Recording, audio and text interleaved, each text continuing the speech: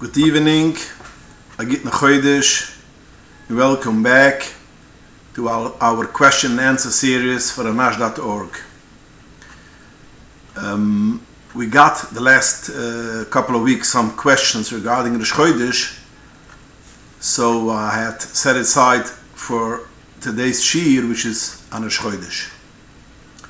Question: I was told that washing laundry and ironing should be done by women, should not be done by women at Rosh Chodesh. In our family, we always did wash and iron. Is this a halacha or a minig by some? In Shulchan Aruch, Hilchos Rosh Chodesh, Siman Tuf Yud Zayin, the Mechaber writes, Rosh Chodesh is muter basis malacha. Rosh Chodesh is permitted to make a malacha. But there's a minig by the ladies. They should not make a malacha, and it's a good minig. The reason for it, the Torah writes, because that's a schar for the women that by the Chet HaEigel, the man asked them to take off their jewelry in order to be able to make the Eigel, and they didn't want to give it for them. And therefore, they gave them a matana, especially Yom Tov. And the Rishonim explain why Rosh Chodesh, because there is Shulish Regula. The three Yomim Tovim is Avram, Yitzchak, Yaakov. Avram is Pesach, Shavuos is Yitzchak, and Sukkot is Yaakov. The one Shloim gave also for the 12 Rosh Chodesh, for the 12 Shvatim. When Klal Yisrael sinned by the Eigel, Hashem took away the Yomim Tovim from the Jewish people, the Yomim Tovim from Rosh Chodesh, and since the women did not sin by Chet HaEigel, they stayed with that Yom Tov. So it's only a Yom Tov, so to speak, for the women and not for the man. And therefore, there's no minig, man should not make a malacha on Rosh Chodesh. But women have a minig, and as the Mechaber states, it's a minig toiv. Now, the Remu over there in Siman Tuf Yud Zayin says that if the minig is to make some malachas and not to make some malachas, so you always go according to the minig. Because lekitchila, when the women were makabel this Yom Tov upon themselves, they're makabel according to what they're makabel. So some places they were makabel all the things not to do. That means not washing, not ironing, not sewing, etc. And some places they only took upon themselves not to sew on Rosh Chodesh. And you go according to the minig. Where the place the minig is not to wash and not to iron, they have to keep that minig, and that's the minig of Yerushalayim. But other places where there isn't such a minig, you could do ironing and washing, making laundry, but you cannot do sewing. Just to mention that the Alter Rebbe in Siman Tuf Samaches Sif Tes regarding making a malacha Erev Pesach, he writes that such a minig, wherever a family took this minig, they're mechiv to hold it, all the children, at sof kaladoiras. That means that if in your family the minig was not to wash laundry and not to do ironing, all your children and grandchildren, you have to contain to that minig. And if you didn't have this minig, you don't have to do it. So, to sum it up, that it's a minig, as the Mechaber says, a minig toiv, and you go according to the minig. Everybody goes according to his family's minig. So, the people who told you that they are not doing laundry and ironing, that's their minig.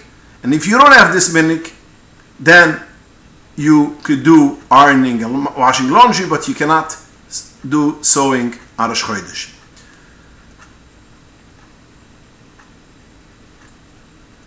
Question: I bought a new outfit and it needs mending. I suddenly realized that it's a Chodesh and I couldn't do it on my own. Yet needed it for that night. Do I need to find a man seamstress, or could I give it to any seamstress? Now, as I mentioned before, that the minhag is only for women and not for men. So if you could find a man which is a seamstress, yes, give it for the man because he has no minhag. But if you can't find a man should do it, only a lady.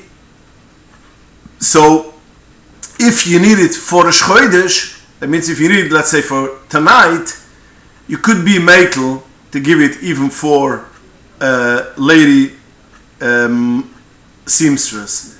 Because the Aishel Avruam B'Chushuruf in Tanina Simbetufi Zayin writes that if it's L'Tzoyrech Hayoim, you are permitted to sew. And this is also how the Moirik Tziyu, the Yavatz in Moirik Tziyu writes, as if it's Tzoyrech Hayom or it's a Duvra Uvet, you could be lenient and be makel the same as the halacha is regarding Chalamoid. So to answer your question, if you have a man that could do it, you should give it for a man. But if you don't have, and you read it for Rosh Chodesh, you could be makel to give it also for a lady. Question: is it the Indian to eat something special on Rosh Chodesh? Yes, in Shulchan Aruch, in Hilchos Rosh Chodesh Simetuf Yid Tes, the Mechaber, the Shulchan Aruch writes, mitzvah laharba b'sider Rosh Chodesh. It is a mitzvah to be marba, to add on in Sider Rosh Chodesh. And the Mishnah Brera brings B'Shem Achroinam, which is the Shuri Kneis HaGedoyle, the Aliyah Rabbah, the Chaya Udam, that the Medagdikim, people who are pious Yidden, they have a minhag to add on Rosh Chodesh at least one extra food more than a regular day. And if it's Rosh Chodesh on Shabbos, you add on a special extra food lekuvat Rosh Chodesh. And from there comes the minhag that some people, when Rosh Chodesh is on Shabbos, they make an extra kugel for Rosh Chodesh. So yes, there is a mitzvah to add on something for Rosh Chodesh, or eat some kind of special food which you don't eat regularly, because that's the Indian of Bimachabat, the Rosh Chodesh, which is a ktsas yontav. Question: my wife is in the mountains the whole week, and I'm by myself during the week. Is it a problem sleeping alone? Now, the Gemara Masechta Shabbos, Daf Kifni and Aleph Amud Beis, says, Oser lishn b'bayis yichidi b'layla. A person is not allowed to sleep alone in his house at night. And the Alter Rebbe brings it down in Shulchan Aruch, in Choshe Mishpat, Dina Shmiras Hagiv HaNefesh, Sivuf. The Mugen Avruam in Simarai Shlamates, Sivkuten Zayin, says Babayis means a room. That means even though there is other people in that house, you should not sleep alone in a room. In a room which is closed. Nor it should be opened to the house to other people which other people are sleeping. Now, when the Mugen Avruam means that it shouldn't be closed, what does it mean? Does it mean it shouldn't be locked, or it shouldn't be closed at all? So in Shal Shivas Chelkes Yankov, Chayle Gimel Sif Yud Zayin says that it means you shouldn't lock it. If you sleep alone in your room, you could close the door, especially when you have other people around, but you shouldn't lock it. And it says, we see by the Isser of Yichud, that a man and a woman is not permitted to be alone in a room or in a house, and it's awesome in a Torah. So there's a heter of Pesach Pesich L'Shisarabim. And there's a Machloikes who Achroinam if Pesach Pasif, if the door is open, means it's wide opened. And this is how the Reb Kiva Eigen, Bas Meir holds that it's not enough, it's unlocked, it has to be opened. And other poskim, and it's even the Rishonim we see, it's enough, it's not locked, it's unlocked. It doesn't have to be opened.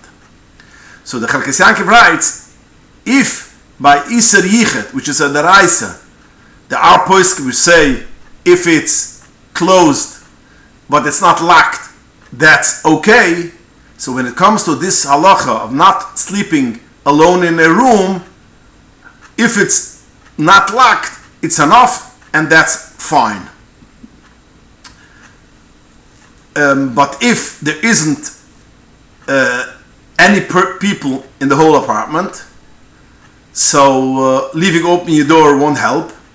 So the Alter Rebbe in Din Shmiras Hagiva Nefesh in the Kintras Achel brings from a Yerushalmi that if there is any light on, that's fine.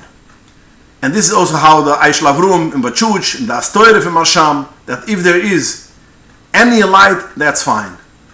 So, going back to your question, you are alone in your house, and you want to know if it's a problem sleeping alone. Yes, it's a problem sleeping alone.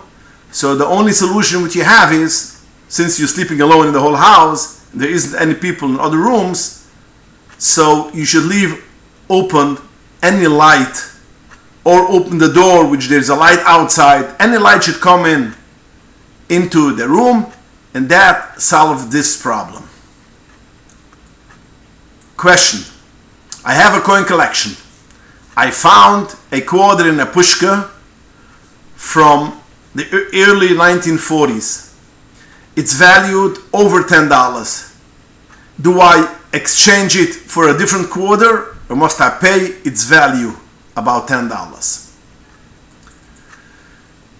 In Shalosh Yeshivas Avodas HaGershuni, Siman Tzadik Dalet, and it's brought down in Pischei Tshiva Choishe Mishpat Siman Reish Lamed Bayis Sif Kut Neches. He has a shala. A person bought a silver dish, but he bought it that it's copper, and he sold it for someone else, for a second person, also that it's copper, and the second person sold it for a third person, also for its copper, and then they realized it's silver or it's gold.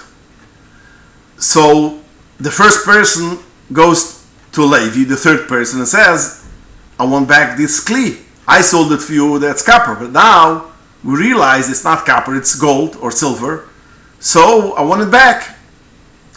And he paskins, no, he doesn't have to give it back, it belongs for the third person, for Levi who bought it from Shimon, that bought it from Reuven. Why? Because since Reuven did not know it's silver or gold, he thought it's copper. And he sold it for Shimon also as copper. And Levi bought it also for copper. So nobody knew that it's silver. So since nobody knew it's silver, the person which in his possession they found out it's silver, that's his. And he brings a raya from a motche, which the motche is brought down to Shulchan Aruch, and he's mafalt over there, and he says maybe we could make a chilik that the motche is not exactly in this scenario, so therefore we could say that no, he has to give it back for the first person. But then at the end he says, I found a levish in Sof Simar Reish Lamed Gimel who says clearly that since the person who sold it didn't know that it is gold, it didn't dawn on him it's gold, and the second person who purchased it also didn't know it's gold, he bought it as copper and he sold it as copper, so therefore it belongs to the person who found it, and he doesn't have to give it back for the first person which sold it. So when it comes to your question, since the person who put the quarter into the pushka did not know how much it's worth, he put it in as a quarter, which is a regular quarter. When you go in the bank, it's not worth more than a quarter, but has a value on the market, on the coin market. But in the bank, it's a quarter. So since he put it into the pishka as a quarter, and the pishka, the tzedukah, did not know the value, and he wouldn't, the tzedukah would have give away this quarter for the bank or for other people also as a quarter. So the tzedukah never had a kinyan in this quarter. So since the tzedukah never had a kinyan in this quarter, the quarter belongs for the person who found it, and he has to put in a quarter and doesn't have to give the full value of $10, how much it is worth. Question. Some fruits have pits that are not edible. On Shabbos, can I place a peach pit or a cherry pit in a plate or a napkin? The Alter Rebbe in Shulchan Aruch Siman Shin Ches Sif Samach and Sif Samach Aleph writes that if pits or shells is not edible even for a behemoth, for an animal, like shells of nuts and etc., it's aser betiltel. You cannot carry it, it's muktzah, like stones and a piece of wood. And you cannot take it off the table if it's on the table. Not through your hands, not through something else which you hold in your hand. Not only that, the Alter Rebbe writes, you cannot pick up the tablecloth and take the tablecloth with all the all the stuff in the tablecloth together with the pit and take it to the garbage, because whenever you could throw the pit or the shell from the tablecloth right next to where you are, so therefore it's not permitted to carry a muktzah even in a tablecloth. So therefore he says, if you don't need the place where the pit is going to fall, that means it's a big room, you have to throw out the shell or the pit from the tablecloth on the floor, and then you can take off the tablecloth.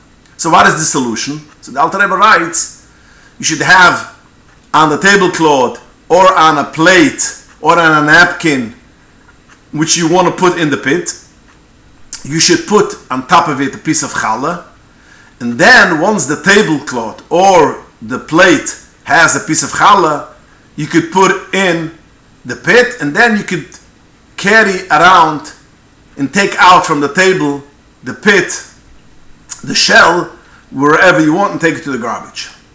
So your question is, what do you do with the pit? You put it into a plate which has a piece of challah, and then you can take it out.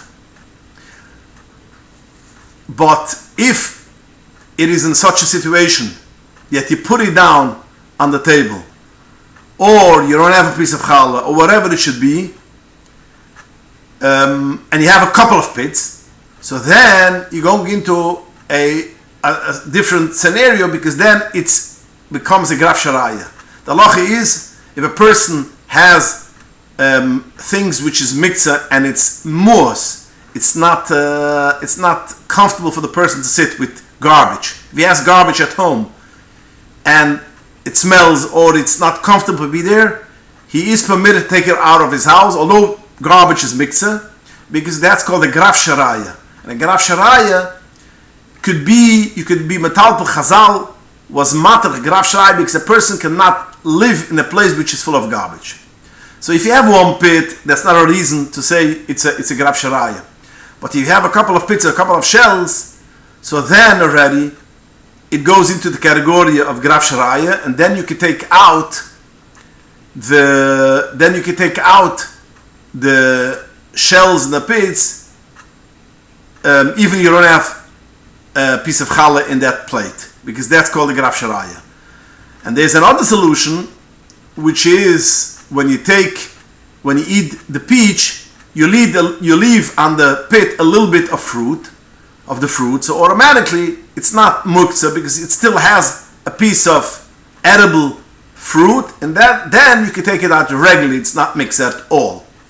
So to sum it up, If you have still a piece of peach on the pit, leave it and take it out, and then the last bite you could eat right next to the garbage. And if you didn't do it, it's already without any food, then you could put it into a plate which has a piece of challah, and then you could carry it around. And the same will also go when you peel eggs on Shabbos in the morning, or you should peel it right next to the garbage, into the garbage can right away.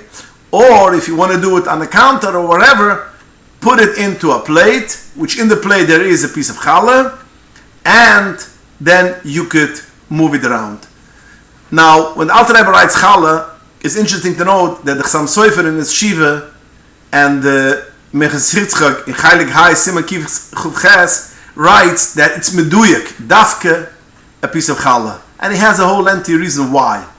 So that's the solution. When you peel the egg, you should put it into a plate which has a piece of challah, and then you could throw away the shell, or you should peel it right next to the garbage.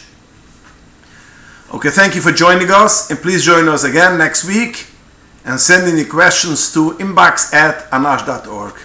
Good night, a gittin chodesh, and a wonderful week of Melech Basuda.